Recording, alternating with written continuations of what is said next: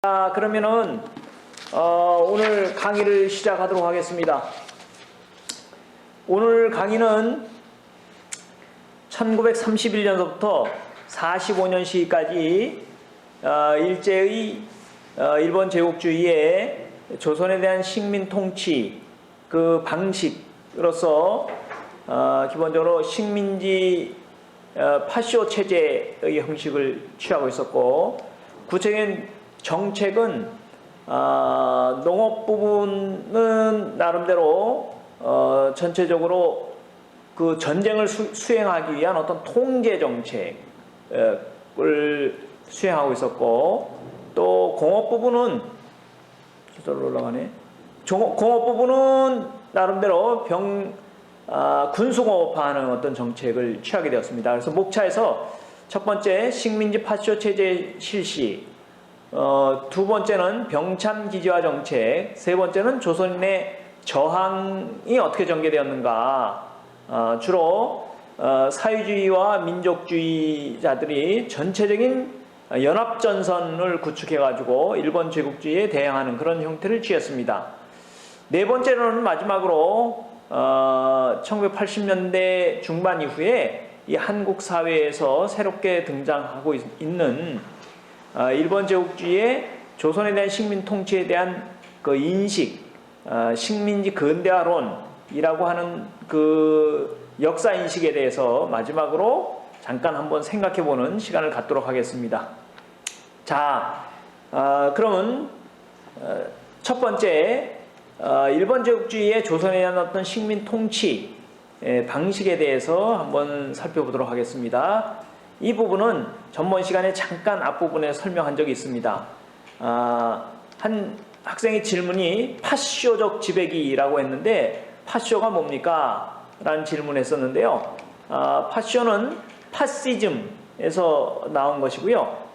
파시즘은 당시에 재벌과 군부가 연합을 해서 수행했던 그런 독재 체제를 일컫는 것이고, 일본은 1929년 세계적인 대공황이 발생하게 되어서 미국, 영국의 어떤 제국주의 국가들이 큰 그 경제적 충격을 받게 되고, 일본도 마찬가지 그런 형태를 취하게 되었습니다. 그래서 일본의 군부와 관료와 또 재벌들이 결탁해가지고 자유주의적인 정치 관료들을 축출하고 쫓아내고 군부 내각을 구성합니다. 그래서 일본에서는 1931년 이후에 나름대로 군부와 관료와 재벌이 연합하는 파시즘 형태를 취하고 있었고요. 그런 파시즘에서 형성된 체제를 파쇼라고 합니다. 혹은 파시즘을 지향하는 운동도 파쇼라고 한다라고 얘기할 수 있습니다. 그래서 일본에서는 본국은 물론이거니와 그 다음에 그것이 조선에서도 파시즘 체제를 통해서 일본뿐만 아니라 조선도 지배를 해가고 있었다라고 얘기할 수 있습니다. 즉 일본의 지배계급은 공황에 의한 자신들의 부담을 나름대로 노동자, 농민, 중소기업에 전가해서 위기를 회피하고자 했다라고 얘기할 수 있습니다. 일본 제국주의는 그들의 제국주의의 어떤 모순을 1929년 공황에 의해서 닥쳐진 제국주의 모순을 1931년 만주 침공을 통해서 식민지를 확대해가는 그런 방식으로 일본 제국주의의 모순을 해결해 가려고 했다라고 얘기할 수 있습니다. 그래서 일본은 1931년 만주의 침공을 시작으로 계속 식민지 확대 정책, 영토 확대 정책을 펼쳐갔다라고 얘기할 수 있습니다. 그래서 37년에는 중국 본토로 침략해 들어가게 되었고, 41년에는 이제 하와이로 침공해 가게 되는 형식을 취하게 되었다. 그래서 일본의 역사에서는 1931년서부터 45년 일본이 패망할 때까지를 15년 전쟁기라고 그렇게 이제 규정을 하고 일본의 역사를 서술한다라고 얘기를 할 수 있습니다. 이 시기는 조선에 대한 통제도 더욱 강화되는 시기였다라고 얘기할 수 있고 1931년 만주 침공 이후에 조선의 군사, 경찰력을 증강하면서 나름대로 조선에 대한 엄격한 이제 통제를 실시해 갔다라고 얘기할 수 있습니다. 그 1931년 이후에 일제의 파쇼 체제는, 파쇼 통치는 1937년 중일전쟁 이후에 그 통치 방식이 한층 더 엄격 내지 한층 더 혹독하게 되었다라고 얘기할 수 있습니다. 1937년 중일전쟁을 통해서 중국 본토로 침략해 들어가면서는 일본은 그 전쟁을 수행하는데 많은 인적, 물적 자원이 필요하게 되었습니다. 그래서 그 전쟁을 수행하는데 일본 본토의 일본인과 일본의 어떤 물적 자원만 갖고는 부족함을 느꼈기 때문에 조선인을 전쟁 동원에 징발하고자 하는 그런 형태를 띠게 되었어요. 그래서 조선인을 인적으로도 동원을 하게 되었고 또 물적, 경제적으로도 동원하게 되었습니다. 이제 그렇게 하기 위해서는 나름대로 조선에 대한 어떤 통치 방식을 그 이전하고는 확연히 이제 다르게 할 수밖에 없었다. 그래서 내건 것이 조선 총독이 내선일체와 황국신민화 운동을 적극적으로 펼쳐가게 되었고 조선인에 대해서는 표면적으로는 일본인과 똑같이 천황폐하의 은혜를 있는 그런 조선인으로, 그러니까 일본과 조선인을 절대로 차별을 하지 않겠다라고 표면적으로는 그렇게 했지만은 그래서 소위 이제 조선의 어떤 민족은 일본 민족과 이제 똑같은 민족이고 또 조선의 민족성 내지 민족 문화를 별도로 가질 필요가 없다라고 하는 형식으로 선전을 하면서 조선을 통치해 갔습니다. 그래서 첫 번째 해갔던 것이 민족 말살 정책을 표방하게 되었고 그 내세운 것이 황국신민화 운동이었습니다. 즉 내선일체라는 것은 내는 내지 즉 일본을 가리키는 것이고 선은 조선을 가리키는 것이고 일본과 조선은 이제 한 몸이다. 다른 몸이 아니고 별도에 떨어진 그런 물체가 아니고 한 몸이다. 그래서 사상적, 역사적으로도 동조동근이라고 했습니다. 동조, 한 똑같은 할아버지, 똑같은 조상이고 동근, 그는 똑같은 뿌리다 라고 해서 그것을 바탕으로 해서 조선민족도 일본 천황폐하의 신하로 이렇게 이제 만들려고 하는 그런 정책을 펼쳐갔고 그것이 정신적으로는 국민정신 총동원운동을 펼쳐가서 사상적으로 이제 조선인을 일본인과 똑같은 어떤 그런 의식을 갖도록 한다. 그래서 초등학교부터 그런 교육을 시키고 그런 의식을 갖도록 매일 아침 조회에서 아침에 학교 운동장에서 모여가지고 그것을 이제 외우게 하는 이제 그런 형태를 띠게 되었습니다. 그렇게 하고 두 번째는 이제 1937년 이후에는 조선어를 전면적으로 사용하지 못하게 했다. 일본어만을 공부하고 또 이 일본 그 공기관이라든지 혹은 시장이라든지 이런 데서도 조선어를 사용하지 못하게끔 했습니다. 그렇게 했고, 세 번째는 또 성씨도 조선의 독자적인 성씨를 다 일본의 성씨로 바꾸게 했고, 일본의 전통적인 그런 이제 종교였던 일본의 전통적인 종교인 신사, 천황폐하를 모신 그 이제 신사에 조선인들이 다 거기에 그 매일 아침 거기에 이제 절을 하고 그것을 이제 그 뜻을 기리는 그런 행사를 하게 되었다라고 이해할 수 있습니다. 두 번째로는 사상 통제와 생활 전반을 통제하게 되었습니다. 사상 통제는 이것은 이제 지식인에 대한 통제입니다. 우에 황국신민화 운동은 일반 국민을 대상으로 해서 이제 펼치는 정신 무장 운동인데 반해서 이제 조선 사회의 지식인들을 민족주의자든 혹은 사회주의자든 그런 사람들을 철저하게 통제하는 그런 이제 법령을 36년에 조선 사상범 보호 관찰령이라고 하는 것을 공포하고, 그 다음에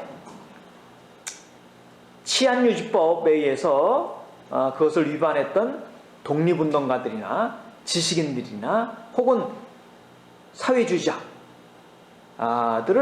다 사상범이라고 규정을 해서 그들을 조선총독부 경무국에서 보호관찰의 대상으로 이렇게 선정을 했습니다.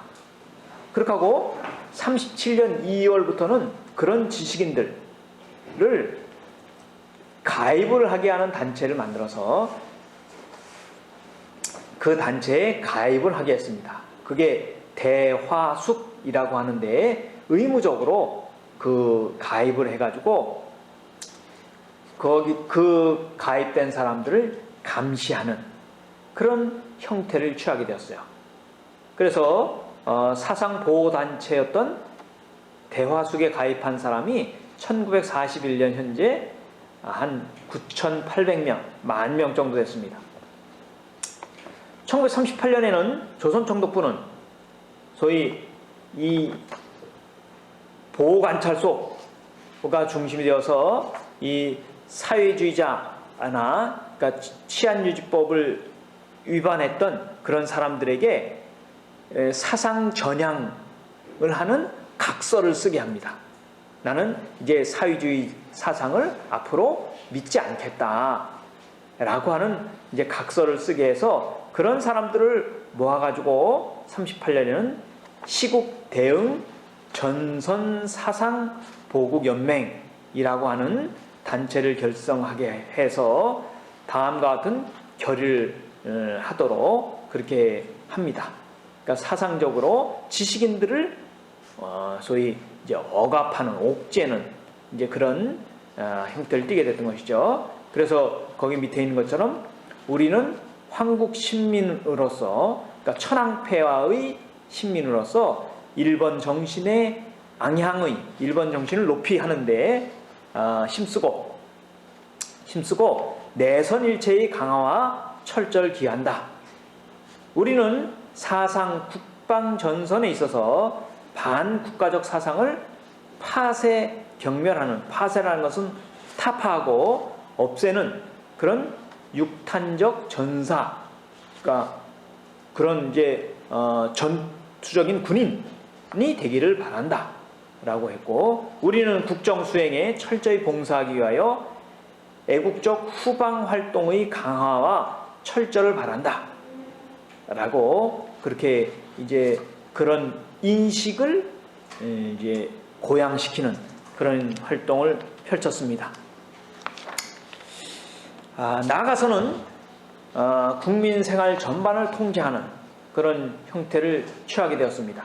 그래서 가구 10집당 한 반, 애국반을 결성을 해가지고 거기서 정기적인 반상회를 합니다. 그래서 매월 한 달에 한 번씩 거기서 다 모여가지고 10집에서 모여가지고 이제 조선 총독부에서 내려지는 그런 이제 지침을 그것을 이제 그런 반상회복 이런 이제 유인물을 읽고 그런 것을 이제 서로 논의하는 그런 형태를 띈다든가 혹은 일장기를 개양하고 일장기라는 것은 일본의 국기죠. 그 다음에 신사참배 이런 것을 이제 매일 하는가 혹은 이 정기적인 반상회에서 혹시 이들 중에서 이제 예를 들면 사유지 사상이라든지 이런 것을 갖고 주위에 이렇게 그것을 전파하는 사람이 있는가 이런 것을 이제 소위 이제 탐색하도록 그렇게 하는 것이죠. 그렇게 해서 이 애국반을 통해서 나름대로 당시에 일본 제국주의의 통치 방침하고는 다른 생각을 하는 사람이 있는가 하는 것을 상호 감시하게끔 했습니다. 그 다음에 일본 천황의 궁성에 대한 예를 들면 절이라든지 혹은 방공방첩, 그러니까 사회주의 사상을 철저하게 경계를 했습니다. 그리고 애국 저금 생활을 전략하고 아껴 써가지고 저금을 강요를 했습니다. 그래서 그렇게 이제 아껴진 돈으로 일본이 침략 전쟁을 수행하는데 이제 쓰게 한다든가 그런 형태를 취했습니다. 그렇게 일본 생활을 이제 나름대로 일본 제국주의가 국민 생활에 대한 전반적인 통제를 하게 되었다라고 얘기할 수 있고요. 세 번째로는 이제 일본 제국주의가 조선인을 전쟁을 수행하는 데 있어서 전적으로 인적인 어떤 동원을 하는 그런 형태를 취하게 되었습니다. 첫 번째는 군인으로 징발하게 되었다. 그게 이제 징병제입니다. 이 징병제는 일본이 1931년 만주를 침략하면서 이제 본격적으로 중국으로 이제 침략해 들어가면서 전쟁을 수행하는데 많은 소위 그 인력과 많은 군인과 돈이 필요했죠. 그래서 이제 앞으로 일본인만 갖고는 안 되고 조선인도 동원을 해야 된다. 이런 계획을 이미 31년부터 그 계획을 세우고 있었습니다. 그런데 혹시 조선인을 일본 군인으로 이제 징발을 했다가 그 조선인이 다른 마음을 갖고 여기서 폭동을 일으키거나 저항을 하면 어떨까? 이런 이제 우려, 걱정이 있었기 때문에 곧바로 실시하지는 못합니다. 그래서 그 과도적인 형식으로 1938년 2월에 지원병제를 실시합니다. 그래서 육군 특별 지원 명령이라고 하는 것을 법률을 이제 공포하게 됩니다. 그래서 맨 처음에는 일부 친일파의 그런 귀족이나 이런 사람들의 자제를 이제 유도를 해가지고 그들로 하여금 맨 처음에 이것이 이제 일본 군인으로 지원하는 것이 그것이 한편으로는 그것을 통해서 일본 제국주의의 어떤 그 시해 도움을 받고 이런 것을 이제 알리고 또 하나는 일본 천황폐하에 이게 충성하는 길이다 라고 하는 것을 선전하고자 하는 그런 목적으로 맨 처음에 이제 지원병 제도를 실시하게 된 것이죠.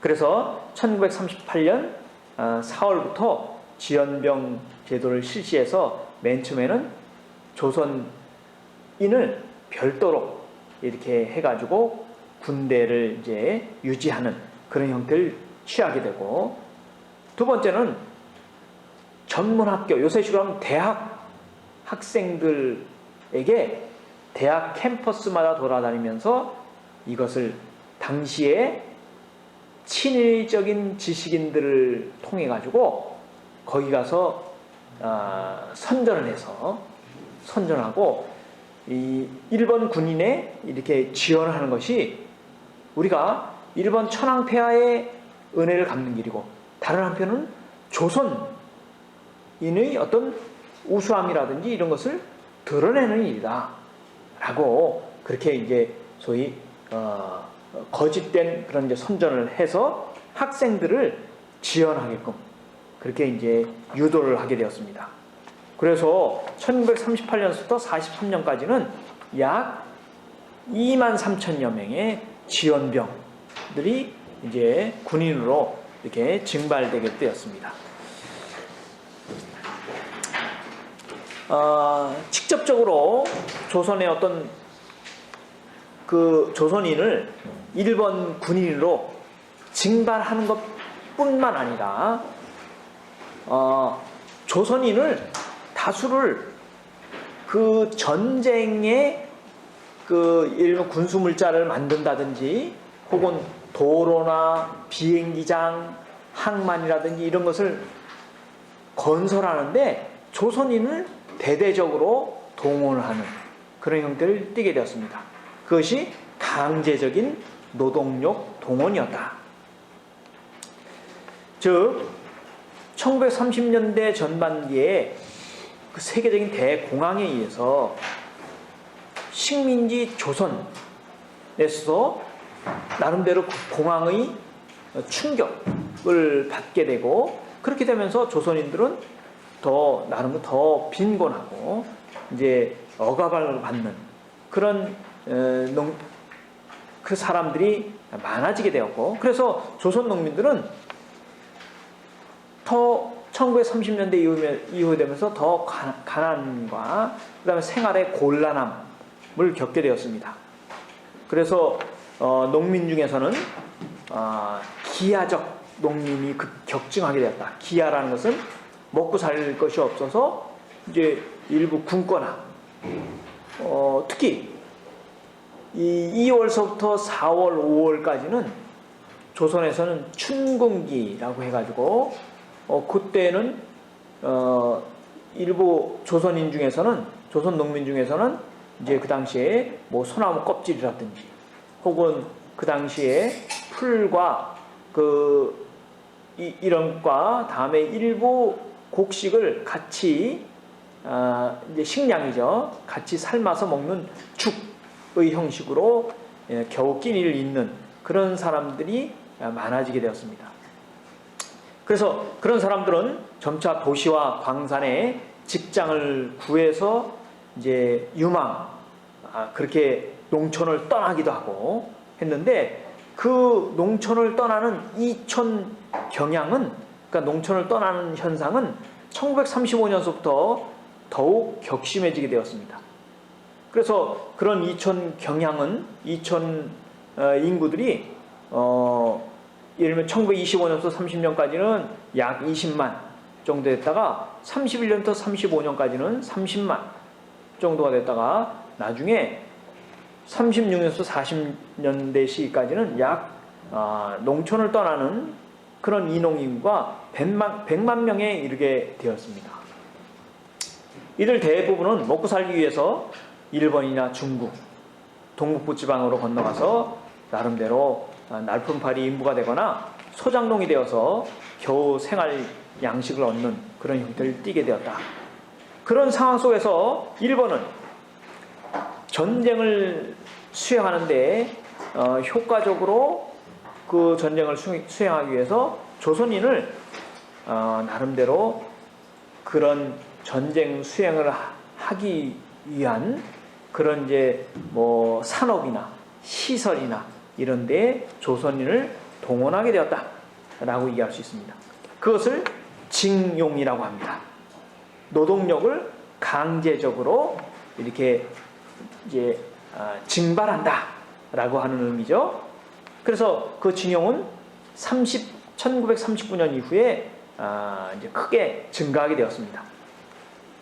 즉 1937년 중일전쟁 이후에 일본은 국가 총동원법이라는 걸 공포해서 당시에 조선인들을 국민징용령을 발동해서 침략전쟁 수행을 위한 많은 시설이나 예를 들면 비행장을 닦는다든지 도로를 닦는다든지 혹은 뭐 철도를 건설한다든지 이럴 때 조선인을 동원한다든가 혹은 군수 물자 예를 들면 군복을 만드는데 혹은 그 당시에 군수공업화를 이루는 어떤 그런 공장들에 조선인들을 징발해가지고 일부는 무상으로 일부는 낮은 임금을 줘가지고 그렇게 이제 그런 물품을 만들어 하는 그런 형태를 띠게 되었습니다.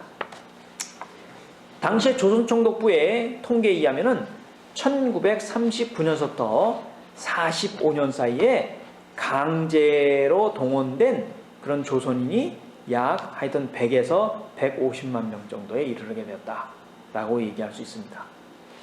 이들은 특히 탄광에 제일 많이 투입되었고 다음은 금속 광산 혹은 토건공사. 이 토건공사라는 게 비행장이라든지 도로, 철도, 항만을 구축하는데 이제 그것을 건설하는데 조선인을 동원했고요. 그 다음에 군수공장.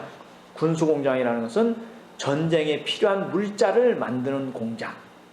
예를 들면서 무슨 총알을 만든다든가 혹은 대포를 만든다든가 혹은 군복을 만든다든가 이런 데에 이제 조선인들을 동원해서 나름대로 혹시만 노동을 이렇게 하게 하였고 심지어는 중학생은 물론 초등학생까지도 이제 그런 군수 시설의 공사를 이제 하는데 동원을 하기도 했다라고 얘기할 수 있습니다. 이게 이제 강제적으로 이제 조선인을 동원해가지고 이제 철도를 만드는데 이제 징발해가지고 철도 건설에 이제 조선인을 이용했던 그런 이제 장면이죠. 그 당시 장면이고 이것은 당시에 여기 있듯이 이거는 일제 시기에 옆에 책 옆에 어떻게 조선인 노동자들을 노무자죠. 조선인 노무자라는 것은 징용한 사람들을 어떻게 관리하는가라고 하는 것에 대한 그들의 기록입니다. 이건 비밀 문서예요. 그래서 옆에 보시면은 B자가 찍혀져 있죠. 한자로. 한자가 오른쪽 상단에 비밀 문서라고 하는 B자가 찍혀져 있습니다. 그래서 조선인 이렇게 노무자들을 어떻게 관리해야 되는가. 그러니까 징발한 사람들을 이건 1942년에 만든 조선총독부의 비밀 문서입니다. 그래서 징용한 사람들을 조선인 그런 이제 징발했던 사람들을 어떻게 관리해야 되는가 그런 것을 여기에 이제 기록을 해놓고 있었습니다. 그 현황이나 이런 것을 이제 알 수 있죠. 또 한편은 이제 정신대 이게 요새 조선과 즉 한국과 일본에서 가장 그 예민하게 이렇게 이제 쟁점이 되는 부분입니다. 즉 일본은 조선 여자 정신대 근무령 0을 공포한 것은 1944년입니다.